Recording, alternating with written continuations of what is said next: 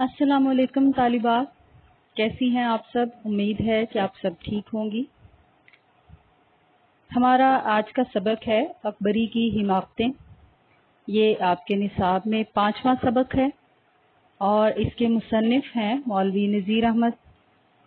मौलवी नज़ीर अहमद का नावल है मिरातुल उरूस, जिसका 8वां बाब है अकबरी की हिमाकतें, और वो आपके निसाब में शामिल है। हम इसका तारुफी लेक्चर जो है वो ले चुके हैं। अगर आपने वो देखा हो, आपको याद होगा कि उसमें आपको मुसन्निफ का तारुफ दिया गया था, नावल क्या है ये बताया गया था, और अकबरी के हवाले से और इस सबक के हवाले से तस्वीरी मालूमात जो हैं वो आप तक पहुंचाई गई थी। तो बेटा आज हम अपने इस सबक का बाकायदा आगाज़ करेंगे। ये सफ़हात आपके सामने हैं, आप मेरे साथ साथ पढ़िए। शुरू में मालूमात जो हैं वो अकबरी के बारे में दी गई है, जिससे हमें अकबरी के किरदार का एक मुख्तसर सा तारुफ मिलता है। हमें मालूम होता है कि वो कैसी लड़की थी। अकबरी मिजाजदार बहू एक खासी बेवकूफ़ और फूहड़ लड़की है। फूहड़ कहते हैं बेसलीका को, जिसकी शादी मोहम्मद आकिल से हुई। उसने सास ससुर से लड़ने झगड़ने के बाद रूठ कर अपने खावंद के साथ अलग घर में रहना शुरू किया, लेकिन उसकी बदइंतजामी और नासमझी ने घर को बर्बाद करके रख दिया। इसी दौरान में वो कुटनी के हत्थे चढ़ गई। अब पूरे सबक का मरकजी ख्याल हमें यहाँ पे पता चल जाता है कि अकबरी जो है वो एक बेवकूफ़ लड़की है और अपने शौहर को लेकर अलग हो गई है अपने ससुराल वालों से, और उसको घर बार का कोई तरीका सलीका नहीं है, बद इंतज़ामी है और नासमझी है, जिसकी वजह से उसने अपना घर बर्बाद कर दिया। और फिर क्या हुआ, ऐसे में वो एक कुटनी के हत्थे चढ़ गई है। एक कुटनी वहाँ पर वारिद हो गई है शहर में, और वो लोगों को लूट रही है। उसका काम है लूटना। वो भेस बदल कर आती है और लोगों को लूट लेती है। और आप पहला पैराग्राफ अब इसका शुरू होता है, आप यहाँ देखें। इत्तेफाक से इन दिनों एक कुटनी शहर में वारिद थी और हर जगह उसका गुल था, यानी कि वो वहाँ पर आई हुई थी और उसका शोर मचा हुआ था कि शहर में यहाँ पर एक कुटनी आई हुई है, यानी एक ऐसी औरत है जो भेस बदल कर लोगों को लूट रही है। मोहम्मद आकिल जो कि अकबरी का शौहर है, उसने भी बीबी से कह दिया था कि किसी अजनबी औरत को घर में मत आने देना।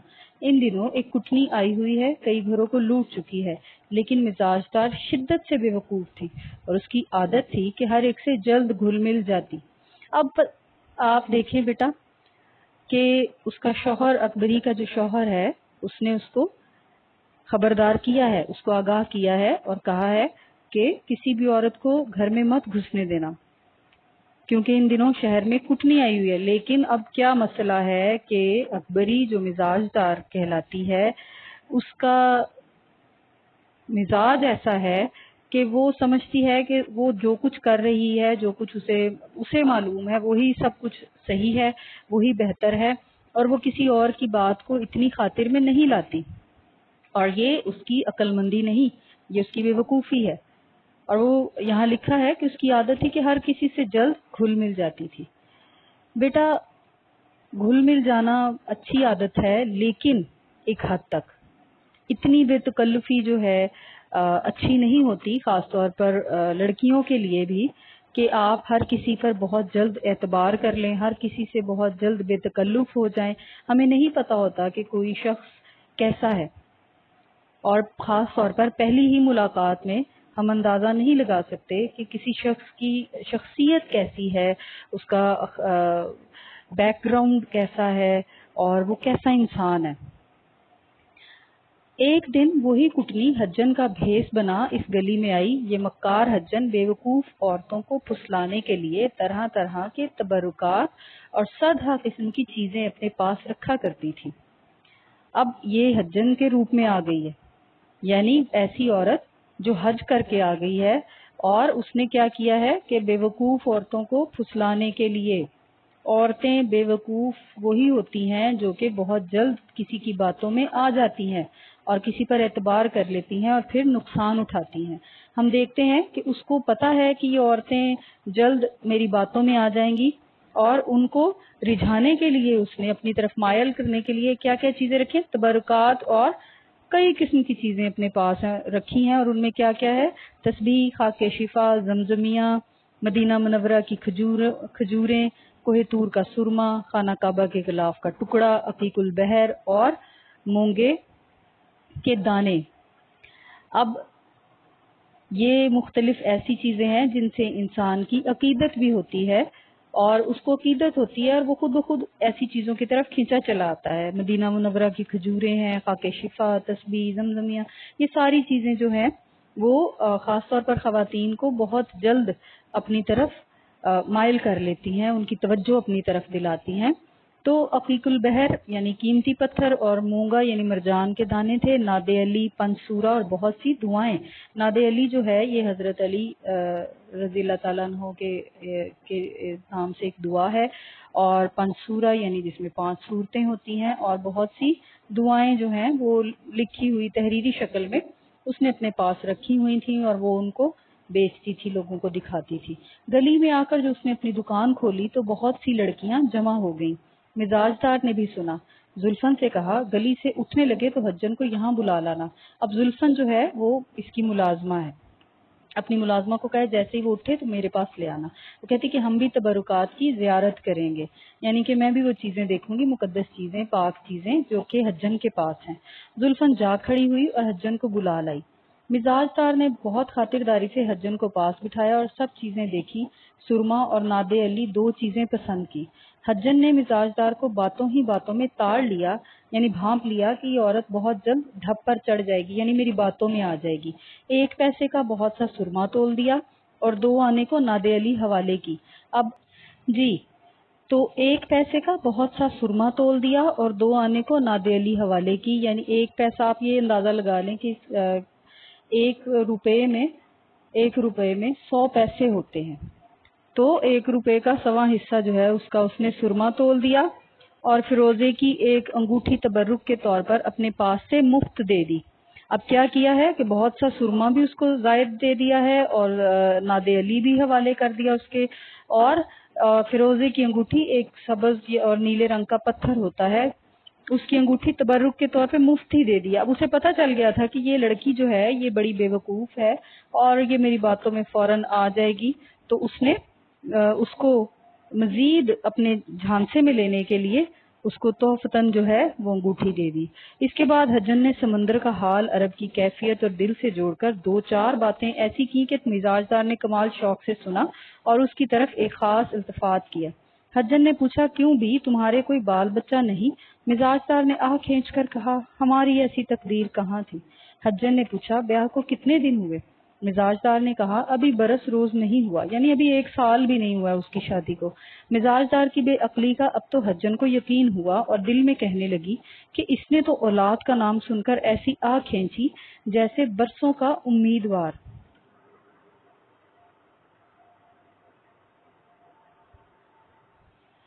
حجن نے کہا نا امیدی کی بات نہیں، تمہارے تو اتنے بچے ہوں گے کہ تم سنبھال بھی نہ سکو گی، البتہ بالفعل یعنی اس وقت اکیلے گھر میں جی گھبراتا ہوگا، میاں کا کیا حال ہے؟ مزاج دار نے کہا ہمیشہ مجھ سے ناخوش رہا کرتے ہیں۔ اب یہ دیکھیں کہ وہ حجن جو ہے اس کو معلوم ہو گیا ہے کہ یہ لڑکی جو ہے اس کو کسی بھی چیز کے بارے میں کوئی معلومات نہیں ہے اور یہ بڑی بیوقوف ہے اور ہر کسی سے کھل کر اپنے گھر کے حال بیان کر دیتی ہے۔ تو اب کیا ہوا ہے کہ اس کو موقع مل گیا ہے کہ وہ اس کو مزید اپنے گھیرے میں لے اور اس کو جو ہے وہ اور بیوقوف بنائے۔ تو کیونکہ وہ تو ایسی عورت تھی جو کہ جس کا کام تھا لوٹنا اور لوگوں کو دھوکہ دینا، تو اس کو اندازہ ہو گیا کہ یہ اس کے ساتھ میں نے اب کیسے ڈیل کرنا ہے۔ تو مزاج دار سے اس نے شوہر کا پھر پوچھا تو مزاج دار نے کہا کہ وہ بھی مجھ سے ناخوش رہتے ہیں۔ تو اب اس کو موقع مل گیا کہ وہ اپنی ایک نئی کہانی گھڑ کے اور اکبری کو اس میں پھنسا لے، بلکہ اس میں اس کو جکڑ لے۔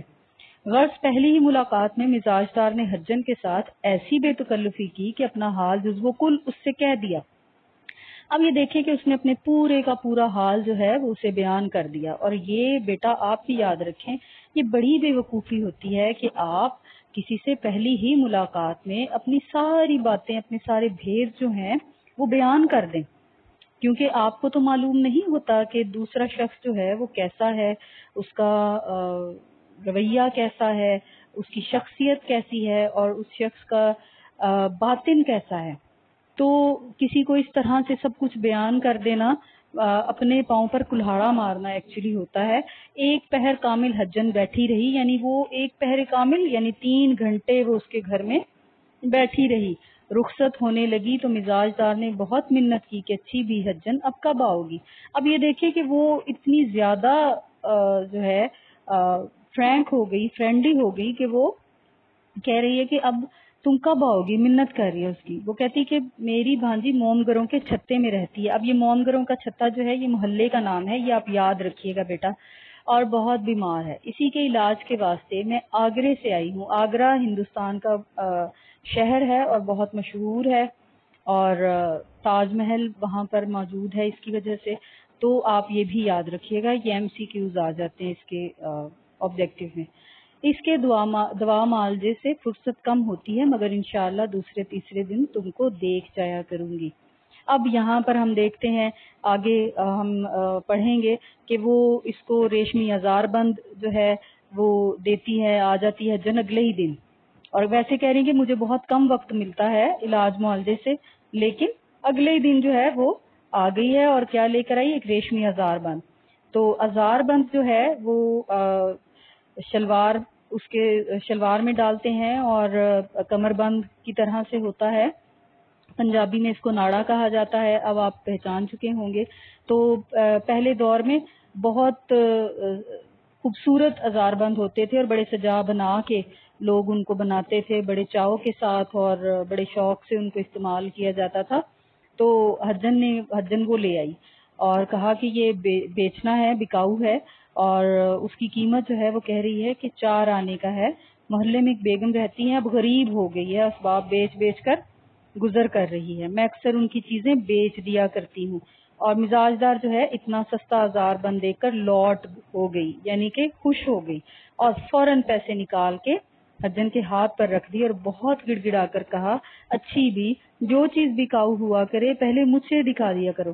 حجن نے کہا بہت اچھا، پہلے تم پیچھے اور، یعنی کہ اب کیا ہوا ہے کہ حجن نے تو کہا کہ ہاں بابا سب سے پہلے تم ہو اور بعد میں کوئی اور ہے، یعنی کہ پیار محبت وہ کیا ہے، بڑھتا ہی جا رہا ہے۔ اور اس کے بعد ادھر ادھر کی باتیں ہوا کی، چلتے ہوئے حجن نے ایک بٹوا نکالا، اس میں کپڑے اور کاغذ کی کئی تہوں میں تھوڑی لونگیں تھی۔ لونگ وہ میں نے تصویر پچھلے لیکچر میں آپ کو دکھائی ہے، گرم مسالے میں ہوتی ہے، اور بڑی خوشبودار ہوتی ہے، اس کو انگلش میں کلوو کہتے ہیں۔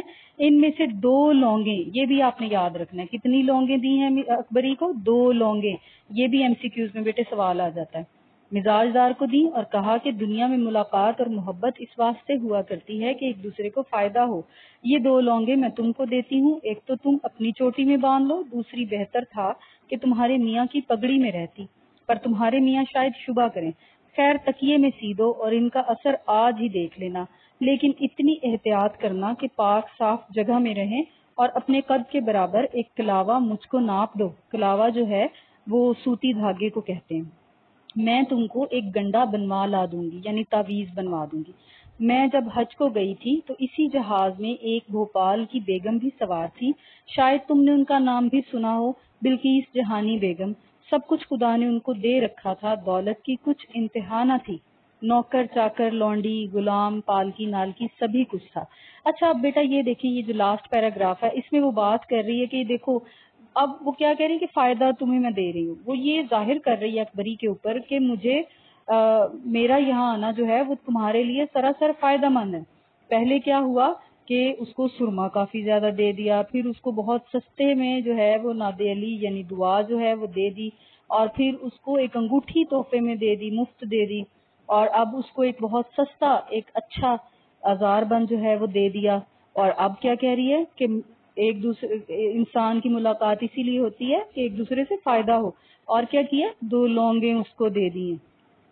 اور اب کہہ رہی ہے اور اچھائی اور اچھی بن رہی ہے اور اچھائی ظاہر کر رہی ہے کہ ایک دھاگا مجھے ناپ دو اپنے قد کا، میں تمہیں تعویذ بنا کے دے دوں گی. اور اب ایک نئی کہانی. اب اس کہانی میں کیا ہے؟ وہ اکبری کو پوری طرح سے اپنے شکنجے میں لے لے گی. تو یہ ہمارے ہو گئے ہیں 2 صفحات، یہ ہم نے پڑھ لیے ہیں. انشاءاللہ ہم اگلے صفحات جو ہیں وہ اگلے لیکچر میں پڑھیں گے. امید ہے کہ آپ کو یہ اچھا لگا ہوگا اور انٹرسٹنگ بھی ہے. آپ ضرور اس کو ایک بار پھر پڑھیں. ہم اس کو ساتھ ساتھ ڈسکس بھی کریں گے اور ساتھ ساتھ پڑھیں گے بھی. اللہ حافظ. خوش رہیں اور سب کو خوش رکھیں.